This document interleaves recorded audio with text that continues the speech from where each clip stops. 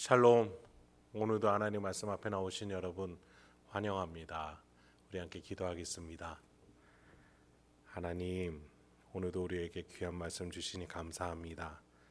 이 말씀을 통해서 오늘도 우리가 하나님이 주시는 능력과 소망으로 가득할 수 있도록 말씀 가운데 역사하여 주시옵소서. 예수님의 이름으로 기도했습니다. 아멘. 오늘 함께 살펴볼 말씀 에스라서 3장 8절에서 13절, 에스라서 3장 8절에서 13절까지 함께 살펴보도록 하겠습니다. 오늘도 성실하신 우리 아버지 하나님을 찬양합니다. 오늘 본문에서 드디어 착공식이 열립니다. 어려운 상황 속에서도 하나님의 약속을 믿고 걸어온 여정이었어요. 그러니 지금 주변에서 어떤 위협을 가한다고 해서 멈출 일이 아니었습니다. 그렇게 이루어지는 착공식이 어떻게 진행되는지 오늘 본문 속에서 한번 살펴보시죠. 먼저 8, 9절 보겠습니다. 예루살렘에 있는 하나님의 성전에 이른 지 2년 둘째 달에 스알디엘의 아들 스룹바벨과 요사닥의 아들 예수아와 다른 형제 제사장들과 레위 사람들과 무릇 사로잡혔다가 예루살렘에 돌아온 자들이 공사를 시작하고 20세 이상의 레위 사람들을 세워 여호와의 성전 공사를 감독하게 하매 이에 예수아와 그의 아들들과 그의 형제들과 감미엘과 그의 아들들과 유다 자손 헤나닷 자손과 그의 형제 레위 사람들이 일제히 일어나 하나님의 성전 일꾼들을 감독하니라. 여기서 누가 그리고 언제 어디서 착공식을 이루게 하는지 한번 살펴보면 좋을 것 같아요. 먼저 언제입니다. 성전에 이른 지 2년 둘째 달. 여러분, 어제 본문 속에서 모여서 제사 드릴 때가 언제라고 했어요. 여기에 도달한 지 초년, 그러니까 첫째 년 일곱째 달이라고 했습니다. 그러니까 반년 정도 흐른 뒤에나 공사를 지금 시작을 하는 것이죠. 지난 본문에서 살펴본 바와 같이 주변 민족들에 대한 위협으로 제사만 드리고 흩어졌습니다. 돈을 주고 시돈과 두롯 사람을 사서 공사 자재를 운반해서 모아왔습니다. 그리고 이제는 이스라엘 사람들이 손으로 직접 일해야 될 때가 온 것이죠. 그때가 바로 오늘 본문 속에서 착공식을 시작하는 그때입니다. 하나님의 성전에 이른 지 두 번째 해 둘째 달, 그게 바로 지금 이 의미입니다. 그렇다면 어디서? 자, 8절에 보니 예루살렘에 있는 하나님의 성전이라고 말하고 있습니다. 여러분, 우리가 아는 바와 같이 성전은 지금 폐허인 상태입니다. 다시 지으려고 하는 상태인데 그 터를 보고 하나님의 성전이라고 부르고 있어요. 중요한 것은 지어진 건물 외형이 아니라 그곳에서 이루어졌던 일이기 때문일 거예요. 지난 본문에서 이스라엘 포로 2세대들은 모여서 하나님께 제사를 드렸습니다. 정수대로, 즉 율법에 지시한 대로 하나님이 기뻐하시는 방법대로 제사를 드렸어요. 하나님의 약속을 믿고 그곳에서 그 약속을 믿는 자들이 하나님을 신뢰하는 마음으로 제사를 드리는 그 예배가 있는 곳이 바로 성전인 것이지요. 그래서 오늘 본문은 폐허이고 무너진 돌무더기를 바로 여호와의 성전이라고 부르고 있는 것입니다. 여러분, 그 성전은 예수 이후로 어디로 바뀌었습니까? 성령님이 임하고 계신 바로 우리의 육신과 이 심령 안 이곳인 줄 믿습니다. 여러분이 어떠한 잘못과 어려움과 슬럼프에 빠져 있다 할지라도 하나님은 여전히 여러분 가운데 계십니다. 그 하나님이 여러분을 성전으로 부르셨고 여러분과 함께 하신다는 그 약속을 믿으시기 바랍니다. 하나님은 여전히 우리를 지키시고 함께 하시고 계신 줄 믿습니다. 자, 이제 세 번째로 언제 어디서를 살펴봤으니 누가를 살펴봐야겠죠. 8절을 보니 스룹바벨과 예수아가 나타납니다. 제가 에스라서를 시작할 때부터 지금까지 일관성 있게 이 두 사람이 계속해서 등장을 해요.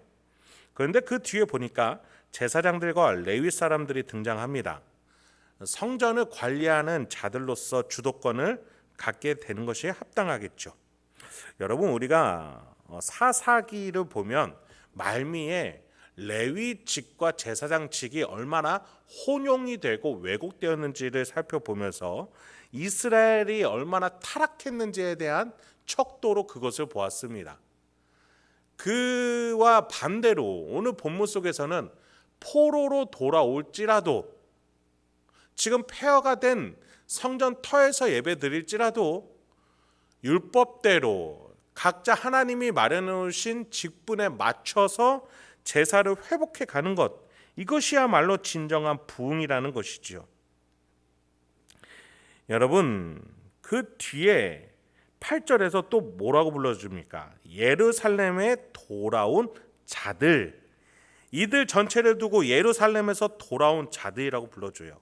바벨론에서 태어났지만 더 큰 맥락 속에서 이들은 돌아온 자들, 본향에 다다른 자들이라고 부르고 있는 겁니다. 여러분, 그런 점에서 우리는 천국에 갈 자들이 아니겠습니다. 우리는 천국으로 돌아갈 자들입니다.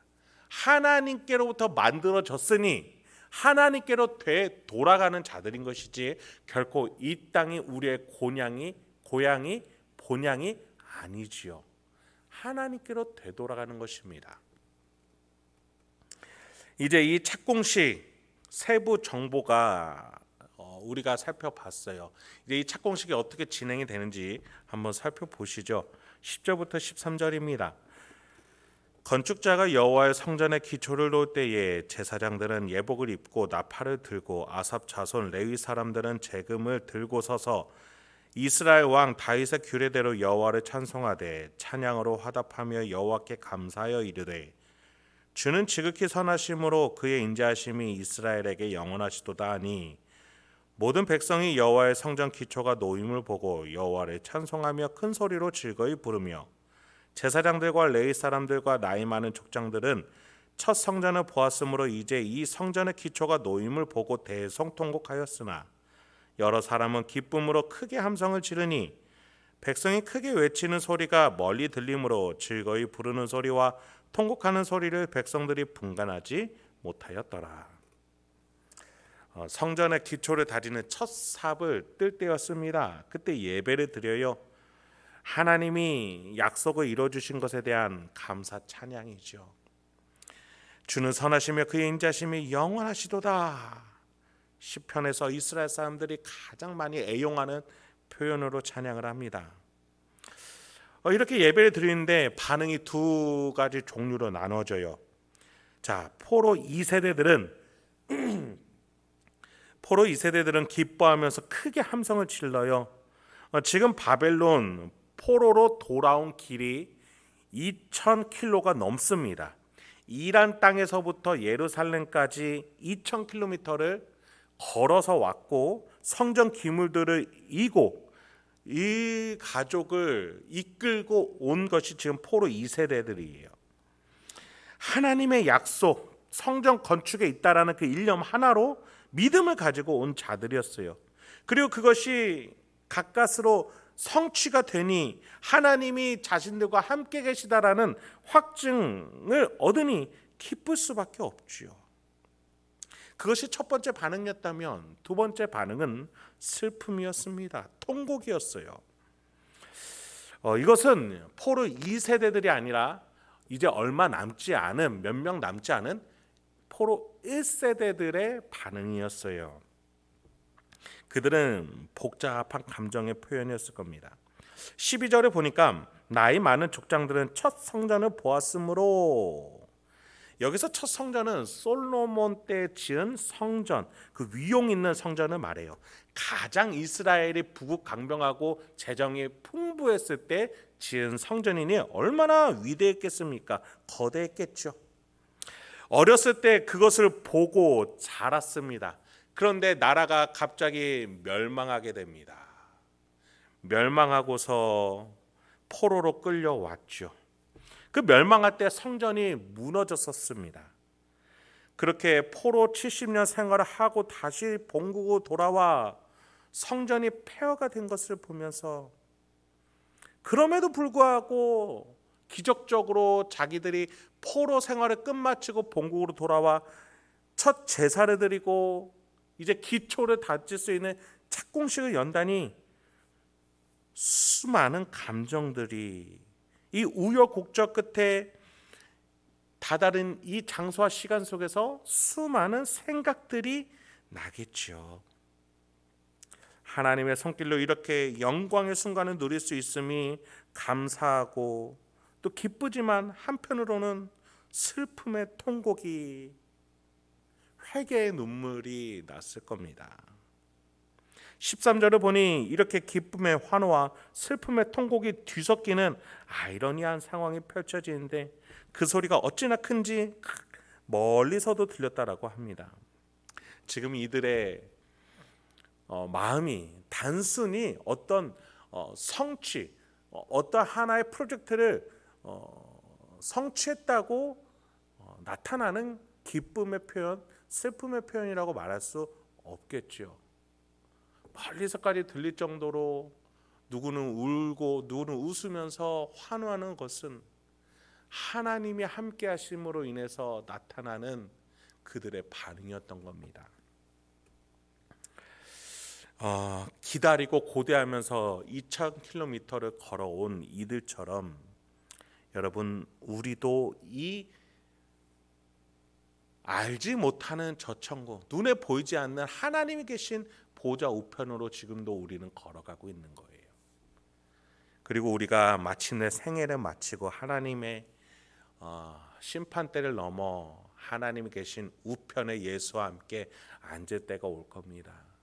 그 속에서 우리는 기뻐하면서도 참으로 우여곡절 많은 이 인생을 돌아보며 하나님 앞에 안겨서 울게 되겠지요.